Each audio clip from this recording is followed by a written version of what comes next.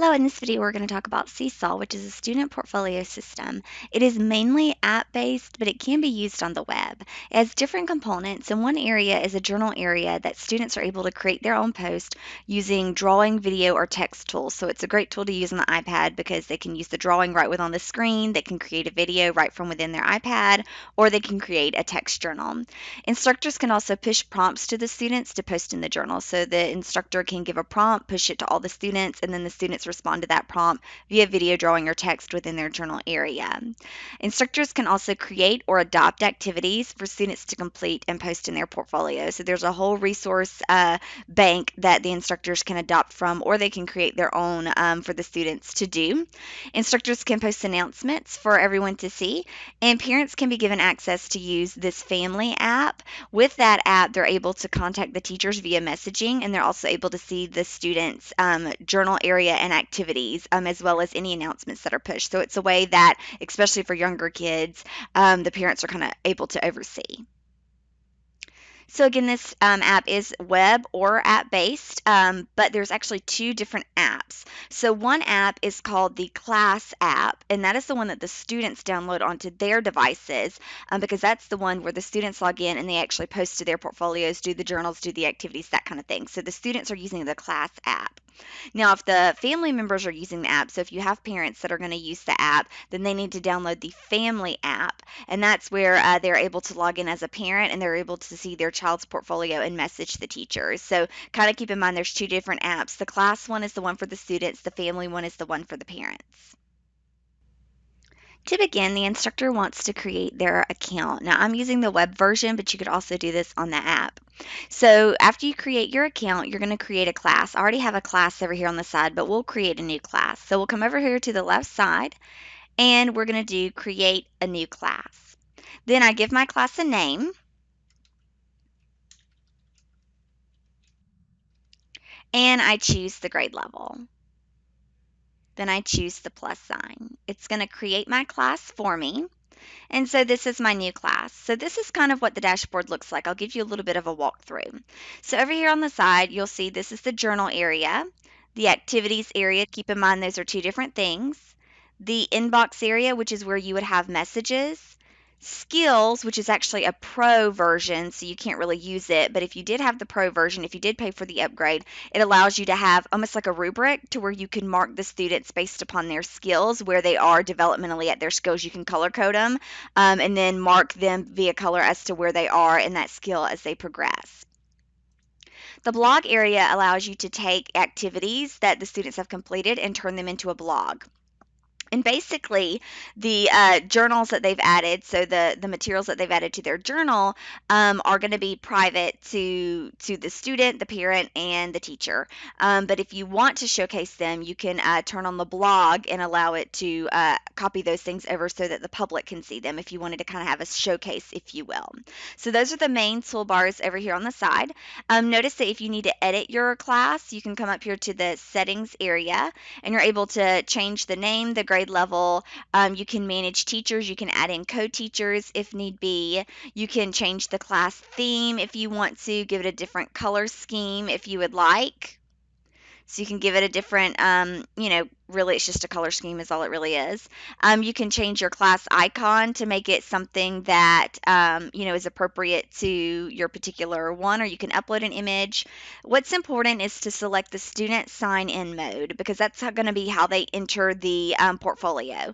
So let's look at the different options. If they're using shared devices, so if they don't have their own individual iPads or individual Chromebooks or individual computers, they could use the QR code or the text the student code. What's best is if they do have one-to-one devices, is to use the class code. So what they'll do is they'll use the class code, they'll enter in the class, and then they'll be asked to select their name from the list. They select their name from the list, and then they'll be added in. You can also have them join via their email or Google, which is a little bit for older classes, older students who are capable of, doing that. And so they would sign in with that. So that's important. You can always change it, but it is important to pick the right one for your students. So then you can come to Manage Students here, and they'll automatically put a sample student in your account, but this is where you can add your additional students. You can even paste in a list of names if you want to. So we'll add in a couple of students. So I've added in a couple of students here, and you're able to click on that student. You're able to change their name. You're able to change their display name, change their icon. You can put in their email if they do have a Gmail that's associated to their account. And you can also invite their parents as well by turning on the family access, which is what we want to do. And then you can get the information for the parents to be able to join. So once we've added our students, we can choose if students are able to like and comment. So if they're able to like each other's post, um, you can choose to turn that on. You can have it to where the comments require approval. So after the student makes a comment, it would go to you to approve before it actually posts. Might be a good idea for younger students. So that would be there. You can also turn it on to where they can edit their items if you want to. You can have the sample student turned on. We already turned on the family access. We can invite families here. So this is how the families are able to get access into the portfolios. So you can do the paper invites or the sample email. So I'll show you what the paper invites look like. It just kind of gives them instructions on how to add themselves in. So this would be something that you would give to this, give to the parents, and they can either they would scan this app, and then it would ask them to log in. So here's how they could do it from their computer or how they could do it from their smartphone. They basically download the SeeSaw Family app.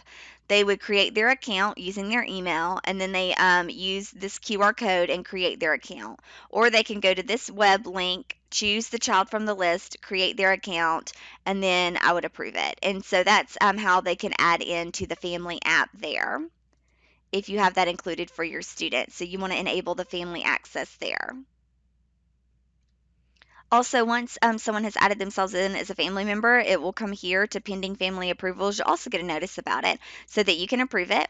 You can also choose what the family is able to do. So if they're able to share, if they're able to like, if they're able to comment, or if these require approvals is what you can choose from there.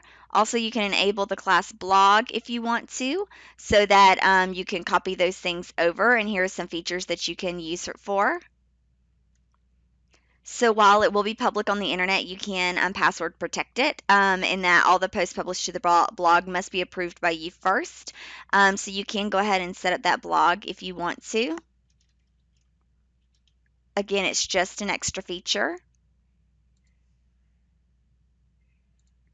We'll password protect this blog just to be safe. So there it is. So now we have our blog set up. And again, you can do that by using in the settings area. So let's finish out any other settings that we might need to turn on. Again, you can come back here and edit those blog settings if you need to.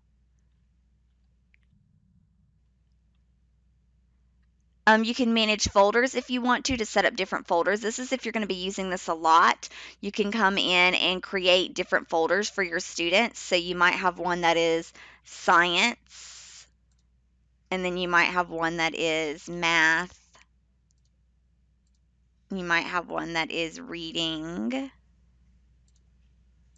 and then maybe social studies. Or you could break them apart by units. You could really do whatever you wanted to. It's just if you're going to be using it for a considerable amount of work, it might be nice to have them organized. So you can set those up as well.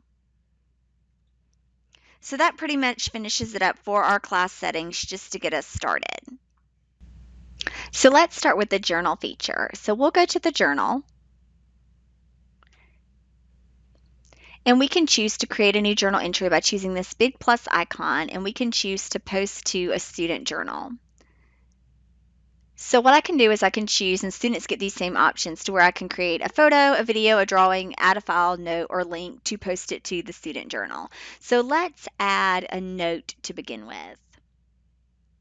So I can post what I would like for them to write in their journal. So once I create that prompt, I will add it, and I can record on top of it if I want to. So this is a great accessibility tool built right in, because if you're working with younger learners who obviously can't read these words, or if you're working with students who struggle with reading, you can add a recording and you can read this if you want to, or you can just add more notes to it. Hello, in this post, you are going to write about what you did over the weekend. Make sure to use descriptive words that we've been talking about in class. Remember, descriptive words are often called adjectives when they are describing a noun. So we add in our recording, and we're done.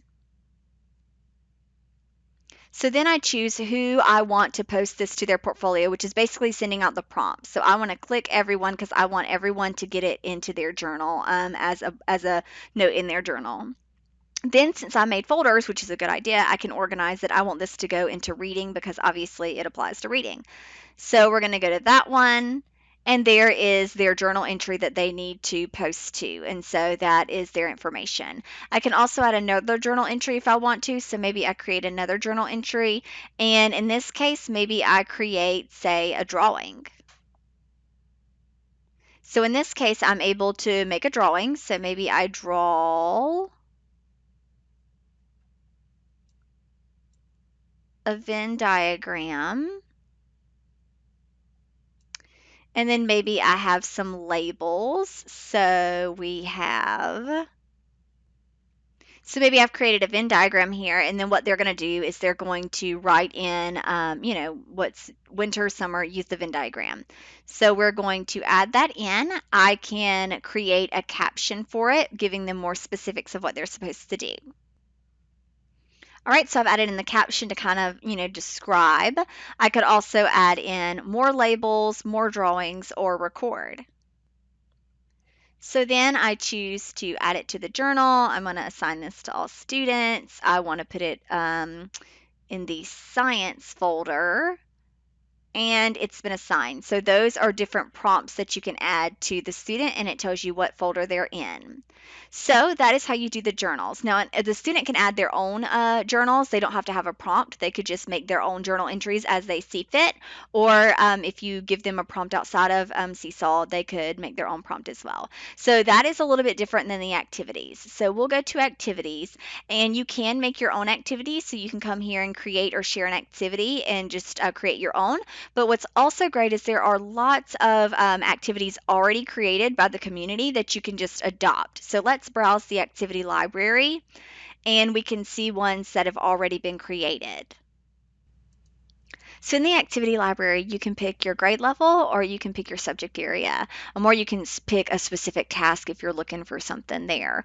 And so you can search right within it, and it will pull the different resources that you have, and you can simply just adopt them. So you can come in, and I can click on it, read about it. It'll tell me what it is. It'll tell me the instructions that they have. And if I like it and I want to add it to my class, I just do share. And then I can choose what class I want to share it to, and then share it right with the class. And so I can basically come in and continue to pick these activities. So again, I can make my own activities. That's fine, but I can also come in and pick from the plethora of activities that are actually really good activities. You can pick them and put them right within your course just by picking them and sharing them.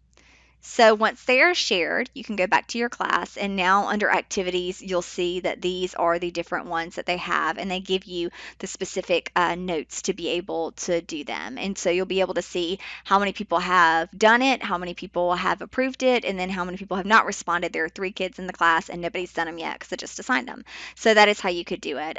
If you want to make your own, you can come to this and do create or share an activity, and then it would allow you to create your own activity.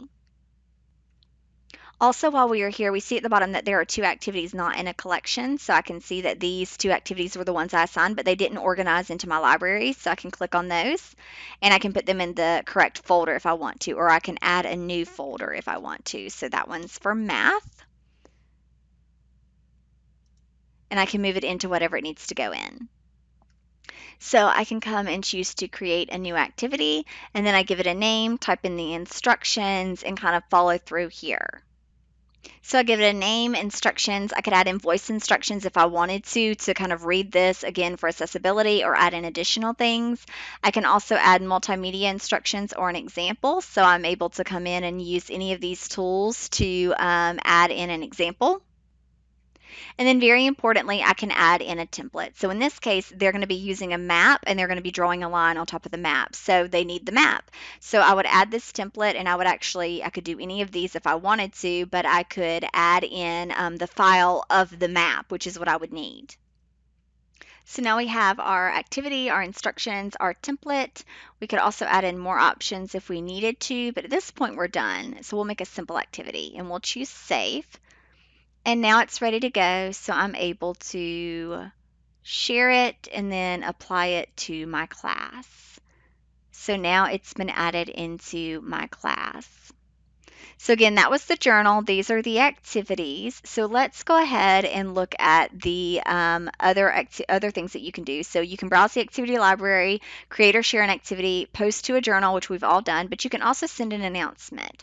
So sending an announcement, you can choose if you want to send it to all students, all family members, or all family members and students. Because remember, the students have one app, the family members have another app. So if you want to say, hey, a homework assignment is due on Thursday, and you want to send it to not only the kids, but you want to make sure their parents know that it's also due on Thursday, you could choose to send it to the family members as well. And then you would just post the little activity or post the announcement. So you could add an attachment if you wanted to, and again, you could add a video, a photo, a drawing, a link, anything that you needed to. At this point, it's just, a comment. So we'll do send now, and it will be sent to anybody, the students, the family, all of those different people. It will be added in. So now let's go in as a student. Now remember, a lot of times they'll be on their iPad or their tablet. So remember that they can download the Class SeeSaw app. But if they are using the web or their Chromebook, they would go in via I am a student. They would put in their information if they're signing in with Google, or remember we're using the text code. So they would put in the text code. They would go, they would be asked to pick who they are because I picked it to where that they were using the class code. Again, you could do QR code or email. So now they've been added into the class. So they see very similar to what the teacher sees, but they have a journal area, an activity area, an inbox, or a blog.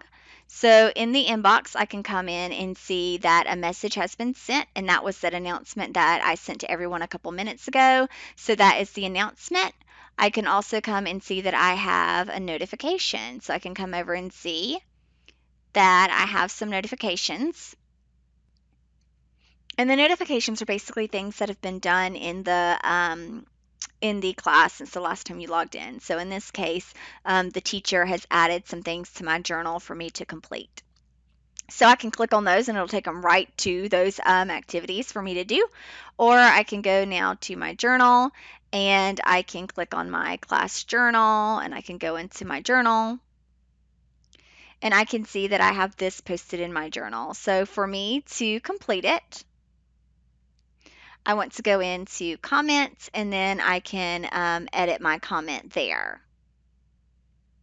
So when I add a comment, I can add either a text comment or a voice comment. And again, you could have it where they do both, or you could, younger students could just add the voice comment, what have you. But they add in a comment, so it's similar to a discussion. So in here, I could read the prompt or listen to the audio that my teacher had left for me, and then I can go ahead and make my comment on it.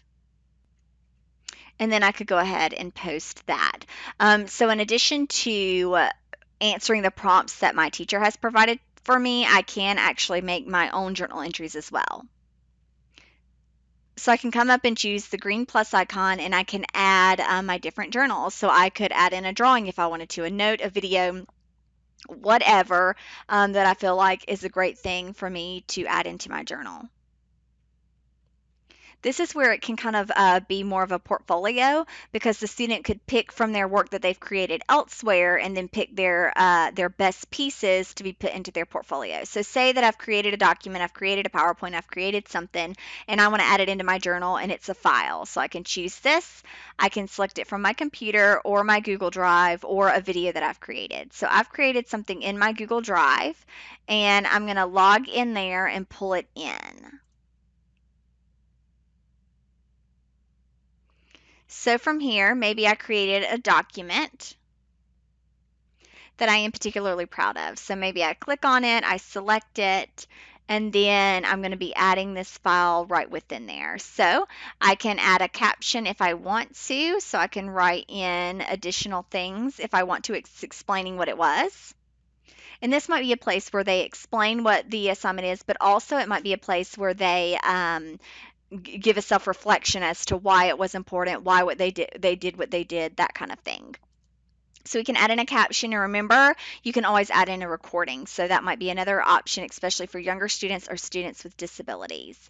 So we're going to add that into our journal. So it's right there. Notice that it is waiting for teacher approval because we have it to where every journal entry has to be approved by the teacher. So it has my commentary and it has my paper itself. Now I can come in and add something else. So maybe I have a video that I want to upload, or maybe I want to create a video, or I have a photo I want to upload, or I want to take a photo. So you can do all of those different things.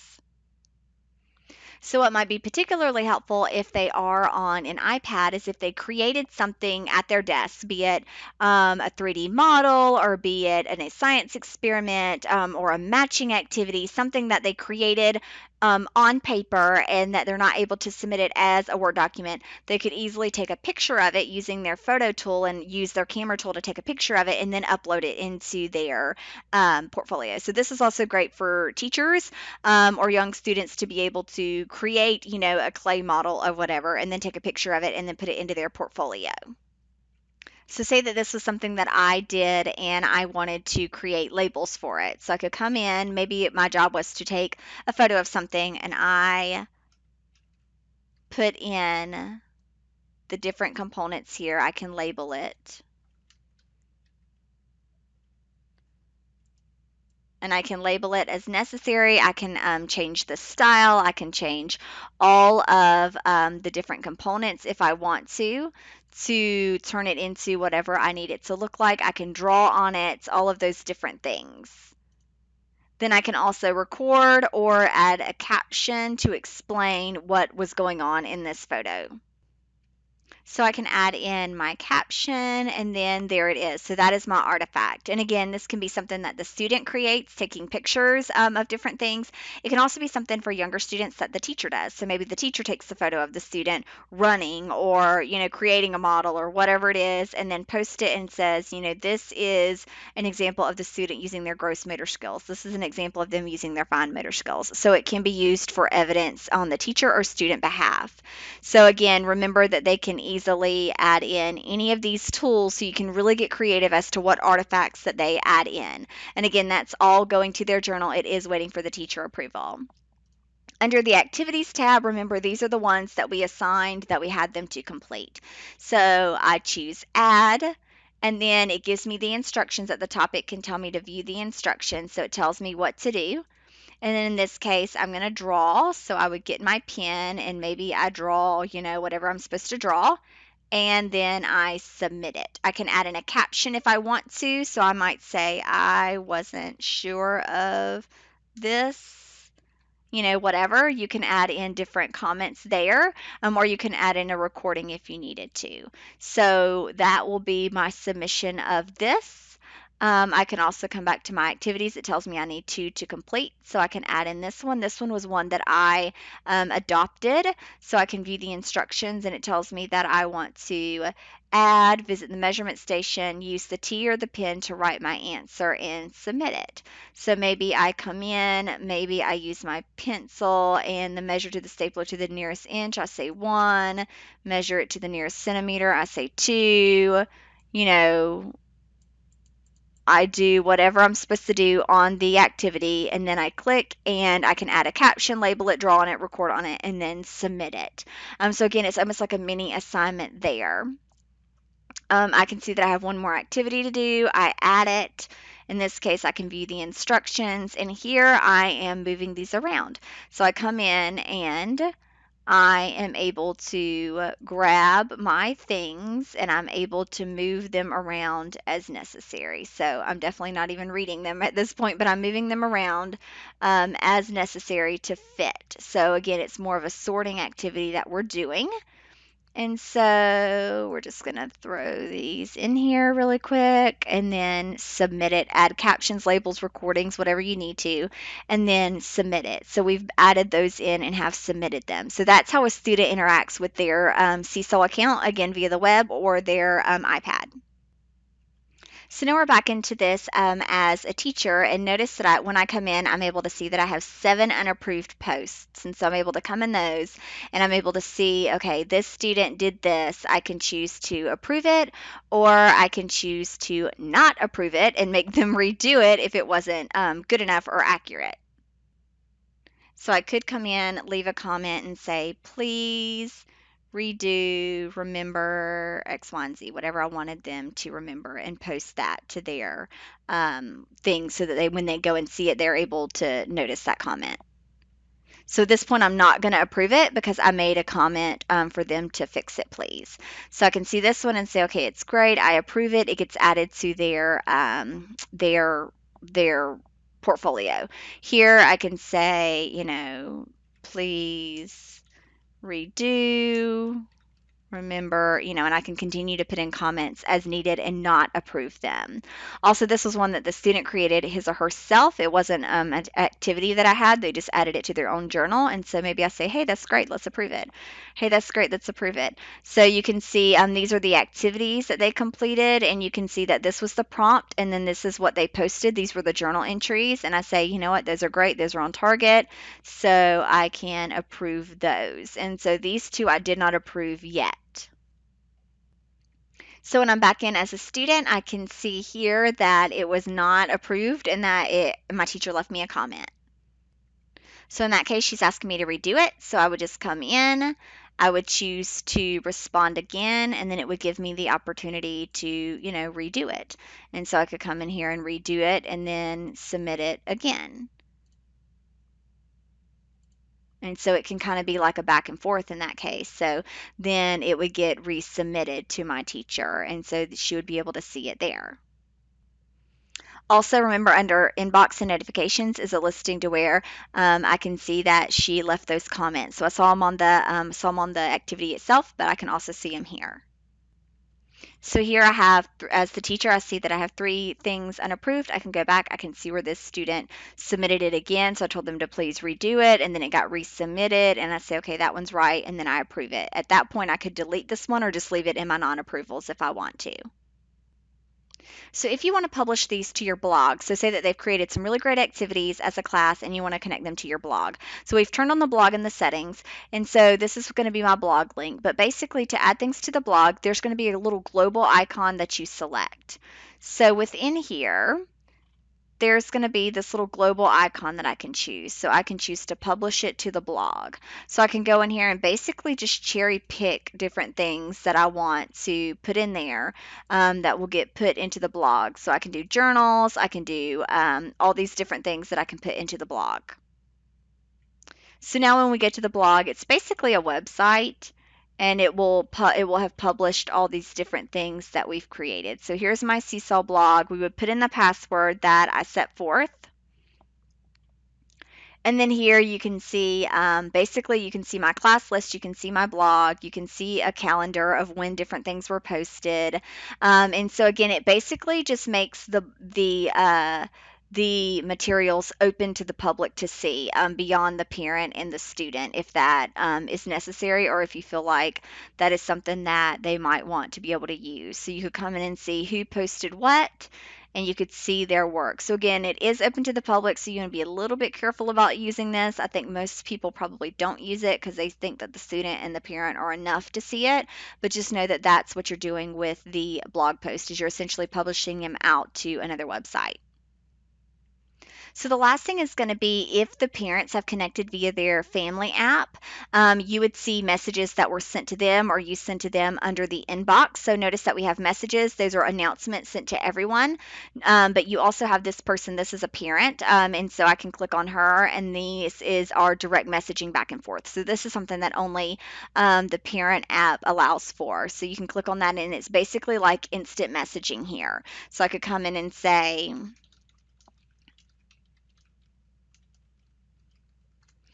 I can come in and send that message, and then they would get it on their iPad or phone or whatever they've connected it to. And again, to invite families to join, you come to families and you can print paper certificates if you want to, and it would give them step by step that you could send home as to how to connect to it. And so they can basically come in and scan in and download the app and then include themselves in. But again, that's going to be a special feature to contact and direct message the parents.